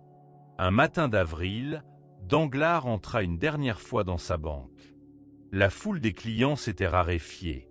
La mine sombre des employés était celle de gens qui savent que la tempête a brisé le navire. Dans son cabinet, les registres ouverts révélaient l'état de banqueroute. Les messagers se bousculaient à l'antichambre, apportant à chaque instant de nouveaux titres impayés. Le courrier de la maison d'Espagne, qui portait le sceau de Monte Cristo, fut placé sur sa table. Une dernière sommation, libellée d'une main ferme et élégante, exigeant le versement d'une somme abyssale. Pour la première fois, Danglars posa sa plume, accablé et hagard. Il vit défiler devant ses yeux, comme dans un cauchemar, la procession de ses propres faiblesses. L'avidité, la trahison, cette certitude d'être plus astucieux que tous les autres. Écrasé par la honte, il comprit l'ironie cruelle du sort. C'était son infamie passée qui lui revenait à la face. Il voyait le comte, dans son attitude détachée, regarder de loin la carcasse qu'il avait vidée de toute substance. Les employés, tout à coup, le dévisageaient sans respect. Les convocations s'accumulaient et un avocat, missionné par le tribunal de commerce, lui notifia qu'il devait se présenter pour rendre compte de sa gestion. La nouvelle de la faillite se répandit comme un feu de paille. Les anciens amis disparurent, les courtisans se firent oiseaux de proie, n'osant plus croiser son regard. À la maison, l'atmosphère était devenue de plomb. Sa femme, découvrant la réalité, s'était réfugiée dans le mutisme de la honte. Eugénie, sa fille, refusa tout contact avec cet homme brisé qu'elle avait, au fond, toujours méprisé. Les domestiques le fuyaient. Danglars errait d'une pièce à l'autre, solitaire, épiant dans la glace le masque vieillissant de ses traits, tentant de reconnaître sans y parvenir celui qu'il avait été. Il se résolut, pris de panique, à tenter une dernière manœuvre. Munissant en hâte d'une mallette contenant les bijoux de sa femme et le peu d'argent liquide qu'il parvenait encore à réunir, il décida de fuir Paris avant l'aube. Mais partout, la main du comte s'étendait. Dès le péage de la barrière, une patrouille s'étonna de le voir partir à une heure si indue et l'arrêta pour des vérifications. Il argua de raisons commerciales, paya à prix d'or le silence, ruse que l'homme du comte se plaisait à considérer telle une aumône d'humiliation. Ayant finalement quitté la capitale par des chemins détournés, Danglars fut contraint à la clandestinité. Les relais de poste refusaient ses lettres de créance. Ses amis, lassés de ses insistances, déclinaient ses appels à l'aide. Les aubergistes exigeaient paiement comptant. Il se vit vieillir en quelques jours, épiant l'ombre de son passé derrière chaque rideau.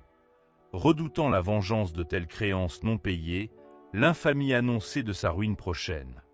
Son parcours finit par le conduire en Italie, dans les provinces frontières, avec toujours moins d'argent, moins d'illusions. Il marchait, la tête basse, fatigué, grelottant sous un manteau désormais trop grand pour ses nouvelles épaules. Là encore, la réputation du comte l'avait précédé. Les banquiers locaux refusèrent toute traite de sa main, le forçant à troquer bijoux contre quelques jours de survie, à mendier parfois, dans l'abjection muette de celui qui chute de haut. Monte Cristo avait tout prévu, jusqu'aux ramifications de cette déchéance, point la lumière du jour vacilla sur Paris, laissant dans son sillage une atmosphère suspendue, faite d'attente et de crainte muette. Dès l'aube, dans les antichambres parfumées de la haute société, l'on commentait, à voix basse, la rumeur d'un scandale inouï, attisé par un mystérieux invité à la gravité froide, le comte de Monte Cristo. Mais nul ne savait encore l'ampleur du malheur qui allait s'étendre comme une ombre sur la maison de Morcerf. Ce soir-là, l'hôtel de Fernand, rue du Helder, paraissait plus animé que d'ordinaire. Les salons s'illuminaient de reflets d'or et de cristal, les domestiques veillaient, attentifs, prêts à satisfaire la moindre exigence de la comtesse. Au sein de cette fête qui se voulait mondaine, le comte de Monte Cristo se devait de paraître. En gourmet de revanche, il avançait, butant chaque marche avec la certitude farouche que l'instant attendu approchait, que la vérité, nue et cruelle, allait enfin surgir. Fernand était là, dans toute sa superbe. Son uniforme de général, recouvert de décorations, le rendait plus sévère encore. Sa moustache encadrait un sourire coutumier, destiné aux uns et aux autres, mais ses yeux erraient, en quête d'un visage ou fuyant le regard du comte, dont la pâleur et la fixité glaçaient l'assemblée. Mercédès, vêtu d'une robe de damas sombre, restait en retrait, sentant flotter dans l'air un malaise que seul le comte semblait maîtriser. Déjà, la salle bruissait de 1000 susurrements. Le nom de Fernand, murmuré, salué, parfois envié, se glissait d'oreille en oreille, porté par toutes sortes d'attentes.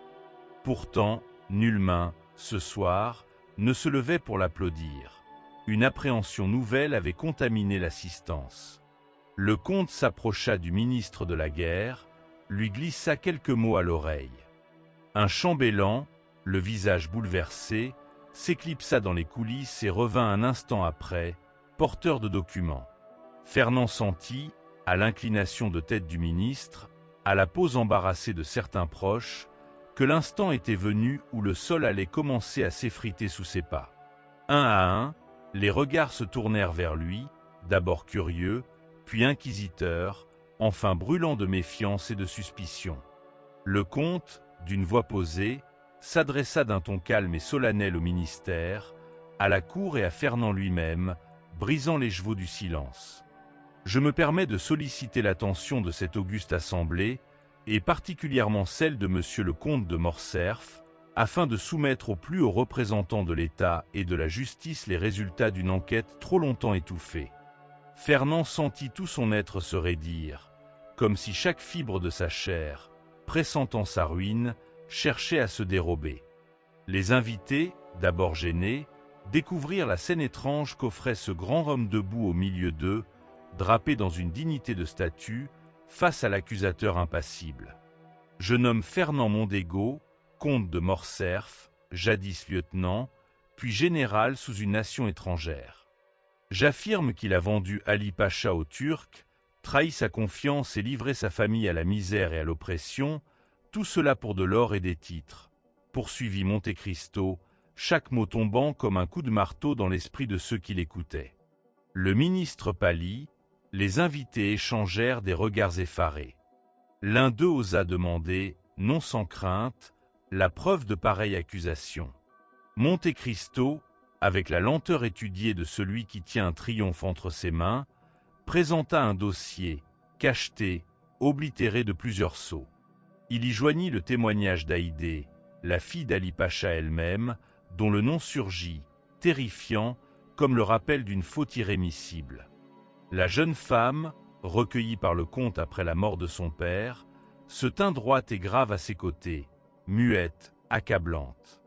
C'est là la voix de la justice, dit Monte Cristo. L'effet fut foudroyant.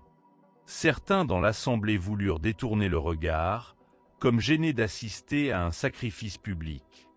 D'autres, soudain passionnés, doutèrent, puis se mirent à murmurer des souvenirs lointains, des rumeurs refoulées, des signes, des indices disséminés, trop nombreux hélas pour être rejetés d'un revers de la main.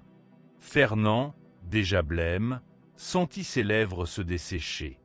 Il tenta d'user de son arrogance, interpella la foule. Que vous importe le mensonge d'un homme dont personne ici ne connaît la véritable identité? Qui lui donne, à lui, ce visage de juge? Qui lui permet de s'ériger en tribunal, en bourreau? Sa voix, rauque, se perdit dans le tumulte. Déjà, le ministre consultait les documents, les passait à ses collaborateurs.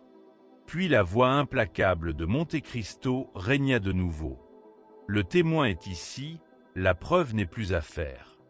La justice ne regarde ni le sang ni le rang. Haïdé s'avança, la tête haute, les yeux pleins de larmes, et raconta, devant les convives outrés, la nuit fatale où, enfant, elle vit son père trahi, livré par Fernand, que dans son innocence elle appelait l'ami de la maison. Le récit s'étira, poignant, scandé d'élan de désespoir, jusqu'à ce que son accusation vînt clore la confession. C'est lui, Fernand Mondego, qui a vendu mon père pour 20 000 sequins. Un silence funèbre s'abattit sur les salons. Fernand, suffocant, recula d'un pas. La comtesse, le cœur battant, regardait tour à tour son mari et le comte. Entre toutes les convives, seul le comte paraissait calme, comme si un souffle céleste animait sa vaste poitrine et n'attendait plus qu'on lui donnât raison. Les officiers présents, jugeant leur devoir, se levèrent en silence. On chercha dans la mémoire de l'armée, on questionna, et bientôt les réponses affluèrent, concordant avec la sombre vérité. L'une d'entre elles frappa Fernand de plein fouet. Un vieux soldat, jadis compagnon d'armes en Grèce, déposait à la porte que la trahison était notoire, l'affaire depuis toujours discutée, mais jamais révélée. Seul le nom, transfiguré par l'anoblissement, l'avait jusqu'ici préservé. Le cortège des ministres, des pairs de France, s'avança, descendit les marches, traversa les salons pour porter la nouvelle accablante à la presse et à la justice. Morcerf, ou plutôt Mondego, n'était plus un héros. Il entrait dès ce soir dans la légende tragique des parias. Le tumulte monta, chaque phrase, chaque coup heurté, chaque soupir alimentant la tension. Fernand, debout, vit s'éloigner tous ceux qui, tantôt flatteurs, s'étaient pressés pour partager sa lumière.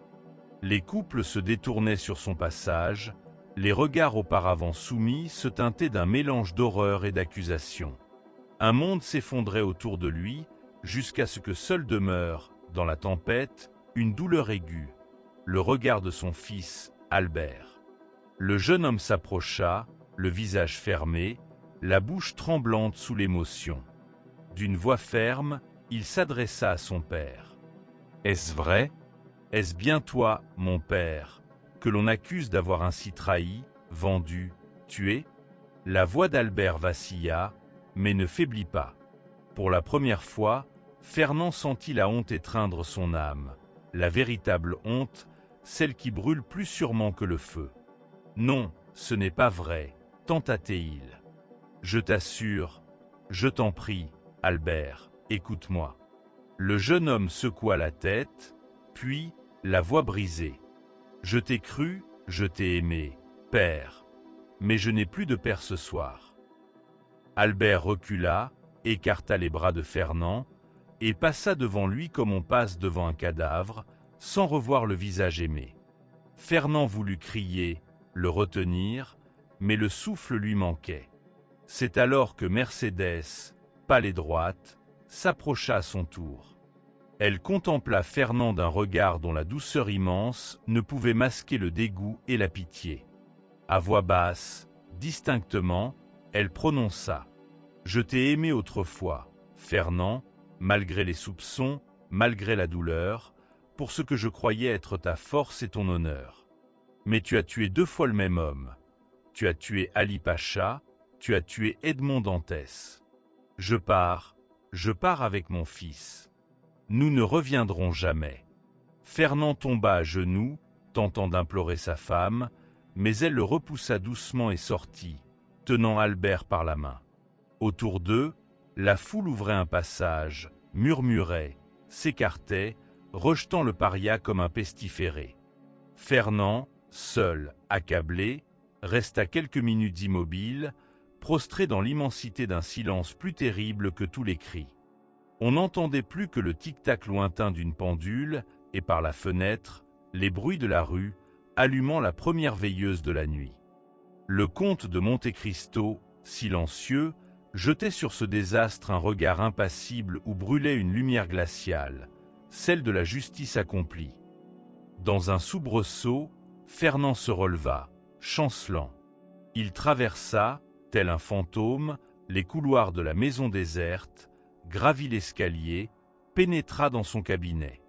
Il y trouva, posée à l'endroit habituel, une petite boîte de velours noir, contenant les armes du duel, celles dont il usait jadis avec orgueil.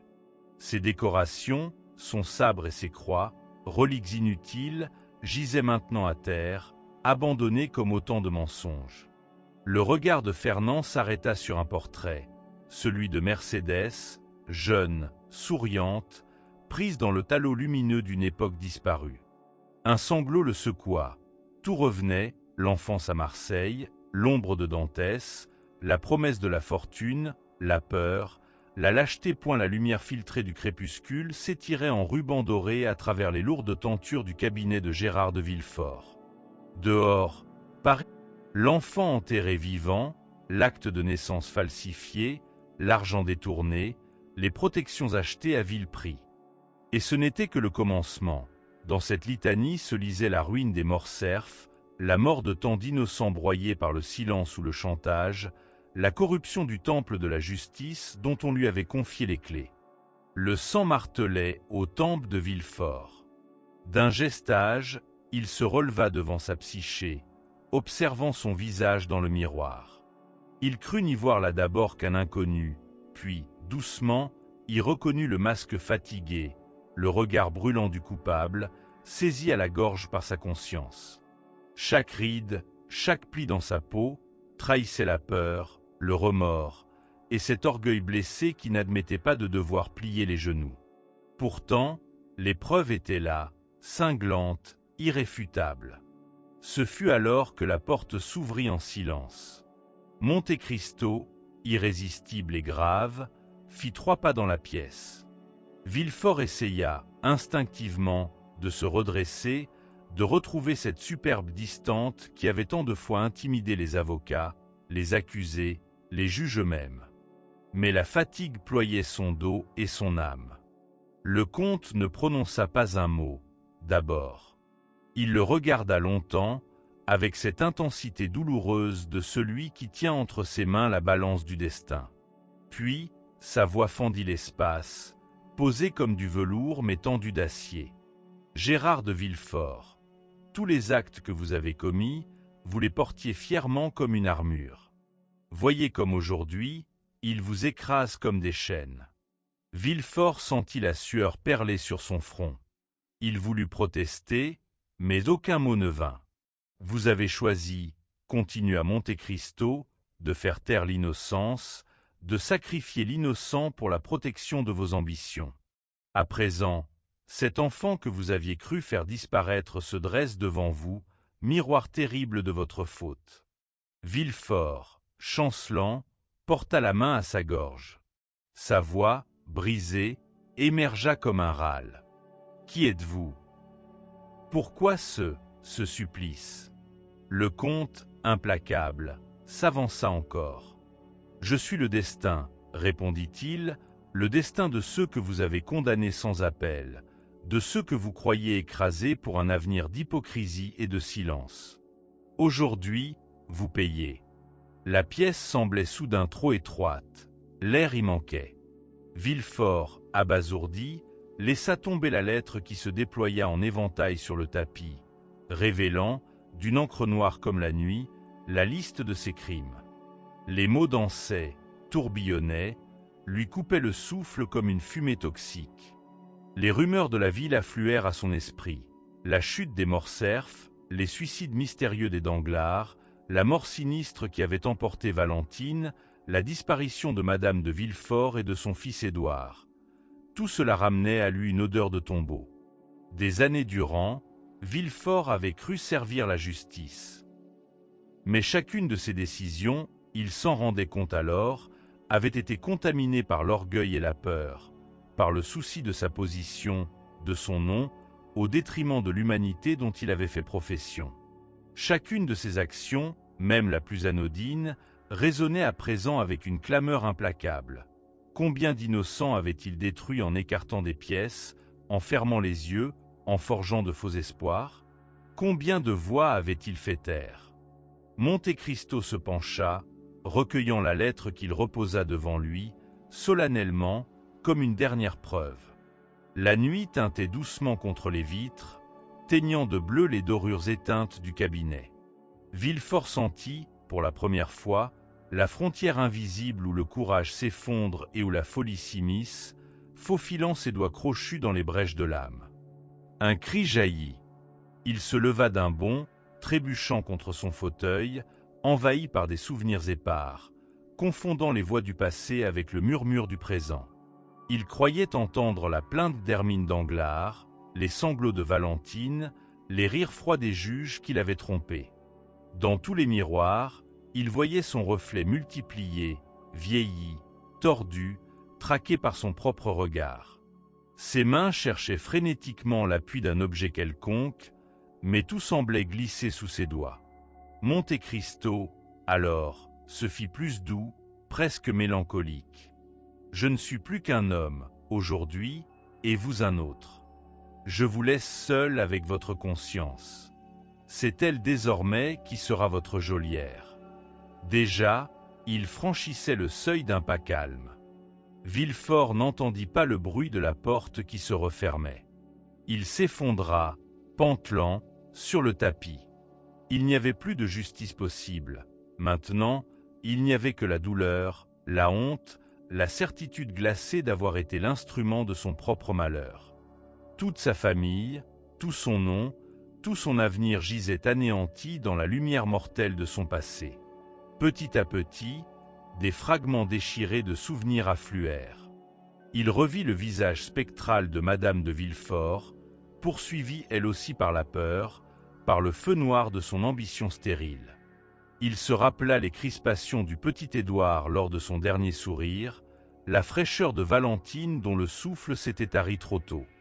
À travers les murs, il entendit de nouveau les rumeurs du tribunal, les phrases définitives qu'il lançait, jadis, avec l'assurance d'un demi-dieu, la justice ne saurait faillir. Que restait-il de cette sentence?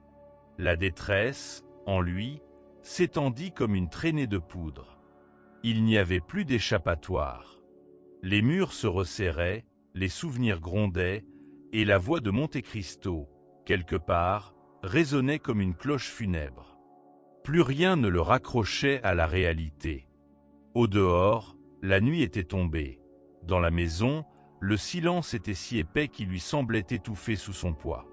Villefort se laissa glisser à terre, accroupi près de la cheminée éteinte, étreignant ses genoux.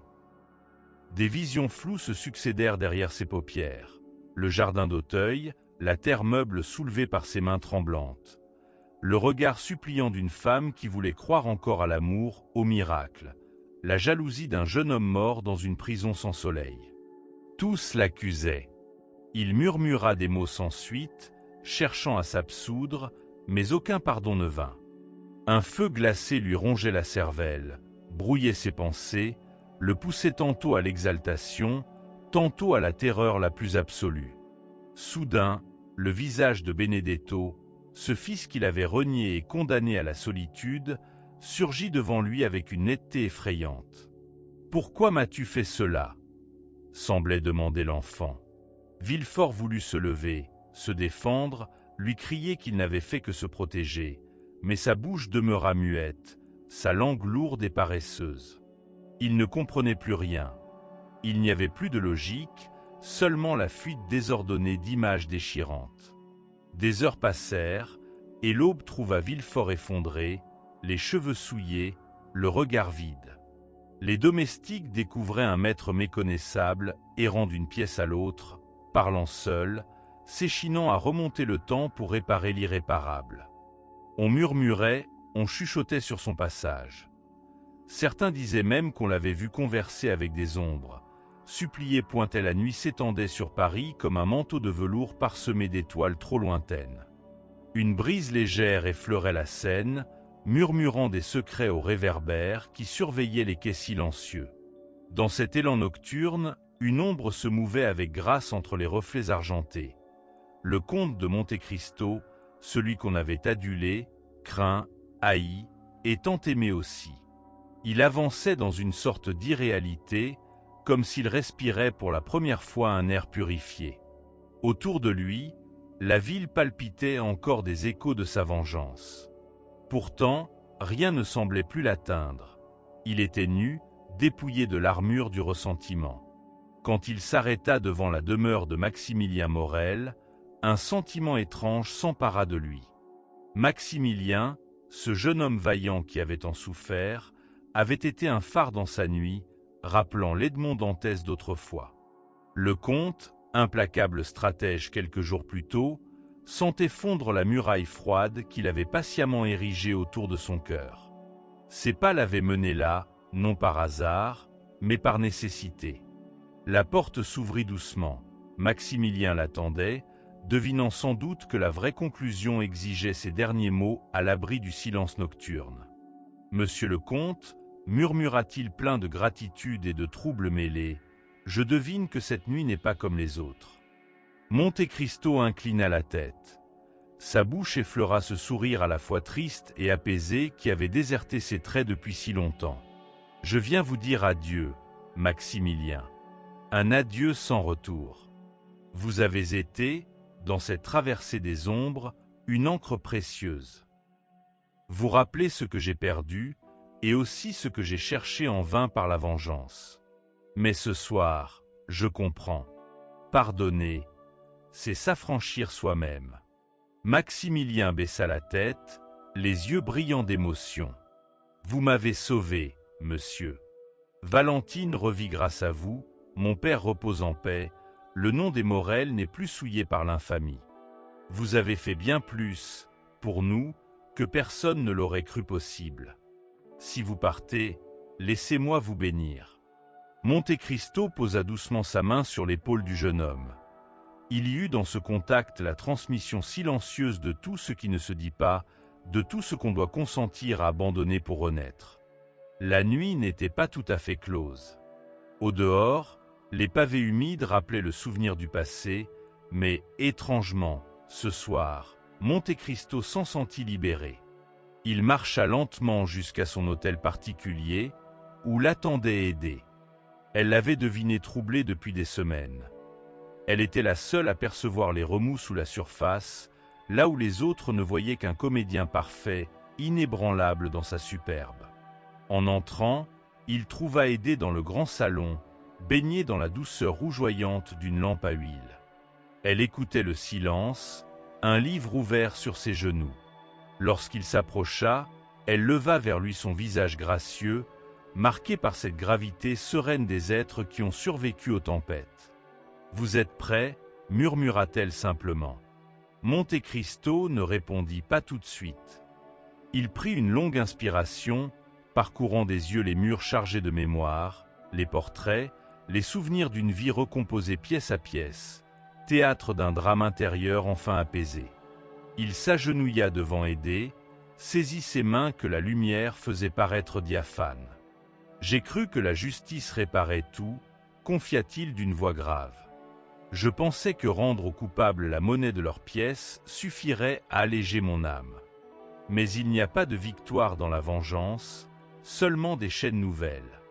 Pardonner, c'est me rendre à moi-même, c'est aimer librement sans l'ombre tenace du passé. » La jeune femme lui sourit, éteignant le doute dans ses yeux. « Edmond, je t'attendais depuis le premier jour, » murmura-t-elle en persan, n'employant le prénom secret que pour les instants les plus précieux. « Nous sommes tous faits de blessures et de rémissions. Maintenant, nous partons ensemble. » Ils passèrent la nuit à préparer leur départ, dans une atmosphère de quiétude nouvelle, presque solennelle. Certaines possessions ne furent emportées que pour leur valeur de souvenir. Une montre d'argent, une étoffe de soie venue de Grèce, les lettres d'absolution reçues après tant de supplications intérieures. Tout le reste, argent et titres, fut distribué aux pauvres par le notaire du comte. Il ne restait plus désormais d'attaches matérielles. La liberté, la vraie, s'obtenait aussi par le dépouillement. Au petit matin, Paris s'éveillait dans la pâleur nacrée d'un soleil timide, longuement différé par la brume. Les chevaux attelés à la berline piaffaient, pressentant eux aussi qu'un voyage sans retour s'annonçait. Monte Cristo fit un dernier tour dans la demeure silencieuse, s'arrêtant devant l'étroit secrétaire où, jadis, il avait consigné les détails incisifs de sa vengeance. Sur le cuir usé, il laissa une lettre scellée, destinée à un lointain héritier. Il n'y était question que de miséricorde et d'espoir, de l'importance, au bout du compte, de se relever autrement que par la destruction de l'autre. Au seuil de la maison, il s'arrêta une dernière fois. Haydée leva un regard tranquille vers lui. Paris s'effaçait déjà, le présent seul existait désormais. Ils montèrent en voiture, derrière eux, aucun cri, aucune plainte, aucun adieu qui ne soit consenti. L'adieu suprême avait été fait au passé lui-même. Le voyage jusqu'à Marseille fut long, ponctué de paysages baignés par les pluies printanières. Les collines verdoyaient, le turquoise des rivières offrait aux voyageurs l'illusion de pouvoir tout recommencer, chaque aube. Haydée contemplait le pays de France à travers la vitre, émerveillée de tant de beauté paisible, elle qui avait connu la captivité des palais et l'ennui des parcs sournois. Monte Cristo, de son côté, se surprenait à ressentir une légèreté nouvelle. Les remords de l'ancien Edmond subsistaient, douloureux parfois comme une cicatrice, mais il n'était plus maître de sa destinée. Il s'autorisait à penser à demain, à un futur non dicté par la haine ou le regret, mais ouvert à l'incertitude bienveillante de la vie. À l'auberge où ils s'arrêtèrent un soir, Haydée parla longuement à voix basse. Après le dîner frugal, son regard s'égara vers la flamme vacillante d'une chandelle. « Je me souviens d'Aboukir et des jardins de Janina, dit-elle, et puis des ténèbres dans la cale du navire. J'ai cru que mon destin serait celui d'une esclave, condamnée à être vendue, oubliée de tous. Mais tu es venue, et tu as fait de moi une femme libre. Ta colère m'a sauvé, mais c'est ton pardon qui m'apprend à vivre. » Monte Cristo posa sa main sur la sienne, et tous deux se laissèrent envahir par la paix qui, pour la première fois, éloignait leur peur. Dans la nuit, ils dormirent l'un contre l'autre, simplement, sans crainte ni tourment. C'était là leur première nuit sans le spectre du passé, sans l'angoisse ravageuse ou la flamme brûlante du ressentiment. Quand le navire leva l'ancre à l'aube, Marseille s'étirait dans les effluves maritimes et le tumulte des halles. Le port grouillait, indifférent au destin du comte et de sa compagne. La Méditerranée, immense, indomptable, attendait. Monte Cristo sentit sur sa peau le souffle chaud du vent maritime, le même qu'autrefois lorsqu'il était Edmond Dantès, jeune marin amoureux, naïf et prêt à tout perdre. Sur le pont du navire, il éprouva une nostalgie tenace. Pour le père Morel, pour le voilet blanc du vieux Faria, pour les rires de Mercédès, si lointain à présent qu'il semblait presque inventé, souvenir d'une autre vie. Haydée le sentit frissonner. « Tu souffres encore » murmura-t-elle, devinant l'écho de son âme. « Oui, parfois » admit-il doucement. « Mais la souffrance devient mémoire, et la mémoire n'est pas une prison. J'ai choisi de ne pas condamner le futur à la répétition sans fin du passé. » Les jours défilèrent au rythme de la houle. Loin de la France, les autres étaient restés dans la lumière vacillante du souvenir. Maximilien et Valentine s'étaient mariés en secret. Leur bonheur, discret, respirait la reconnaissance tranquille de ceux qui avaient frôlé l'abîme. Danglars, livré à la misère, avait été épargné à la dernière extrémité par ce même Monte Cristo qui s'était souvenu, dans un sursaut d'humanité, que la pitié est la marque suprême de la supériorité sur l'offenseur. Villefort, réduit à la folie, avait eu droit à la visite d'un prêtre anonyme envoyé par le comte. Une dernière prière murmurée à l'oreille d'un homme brisé. Quant à Mercédès, dans un monastère paisible, elle priait pour l'âme de tous les Edmond Dantès qui avaient élu la vengeance avant la miséricorde. Le navire fendait les flots vers l'Orient. Sur la proue, Monte Cristo sentit l'émotion lui nouer la gorge. Il avait voulu jouer les dieux, rendre la justice à la mesure de sa souffrance, se dresser contre le monde au nom de l'injustice subie. Mais la justice, sans l'amour, n'a pas de sens. Il le comprenait à présent. Pardonner, ce n'est pas absoudre le crime. C'est choisir de ne plus s'y laisser enfermer. Au bout de quelques semaines, la côte de la Grèce se dessina à l'horizon, exacte et lumineuse. Les collines couvertes d'oliviers paraissaient bénir leur venue. Monte Cristo et Haydée descendirent du navire, foulant la terre neuve comme Adam et Ève au matin du monde. Le parfum d'herbe et de sel leur parlait d'un avenir qui n'avait pas encore d'histoire, d'un nouveau commencement. Ensemble, ils s'installèrent dans une petite villa. Merci d'avoir suivi cette histoire. N'oubliez pas d'aimer, partager et vous abonner à Saga Ancestrale pour d'autres récits fascinants. À bientôt.